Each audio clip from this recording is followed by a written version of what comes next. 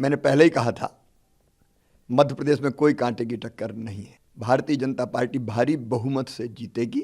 जो exit poll कह रहा है वो लगभग जन भावनाएं हैं और हम भारी बहुमत से जीतेंगे। मैंने पहले ही कहा था, मध्य प्रदेश में कोई कांटे की टक्कर नहीं है।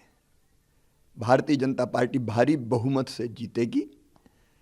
प्रधानमंत्री जी के प्रति प्रेम, उनका नेतृत्व, अमित शाह जी की रणनीति, नड्डा जी का मार्गदर्शन, कार्यकर्ताओं का अनथक परिश्रम और हमारी प्रदेश की सरकार की अनेकों योजनाएं जिनने जनता की जिंदगी बदली है और विकास, ये स्पष्ट बताते थे कि भारतीय जनता पार्टी भारी बहुमत से जीतेगी।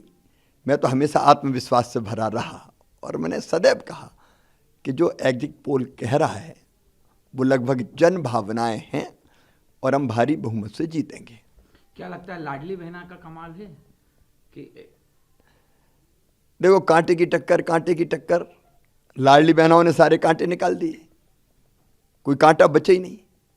मैंने ऐसा चुनाव नहीं देखा कि जहां हम जाते थे पुरुषों की भीड़ तो होती थी लेकिन उससे ज़्यादा बहनें आती थी, बेटियां आती थी, बच्चे भी आते थे और बहनों का जो लाड़ और प्यार मिला वो अद्भुत और अभूतपूर्व है। अभी भी मैं कई जगह जाता हूं तो बहनें दौड़ के जाती और ये कहती कि भैया अपन जीत रहे हैं। वो ये नहीं कहती कि बीजेपी की सरकार बनेगी कि आपकी सरकार बनेगी, वो ये कहती कि अपन जीत रहे हैं। अपन जीत रहे हैं मतलब बीजेपी की जीत में बहनों को अपनी जीत दिखाई दे रही है और इसलिए लाडली बहना ने सचमुच में चमत्कार किया है। वोटिंग के बाद हमारे बीजेपी की भी कई नेताओं से बात हुई, अनौपचारिक चर्चा में भी आप 140 तक पहुंचे।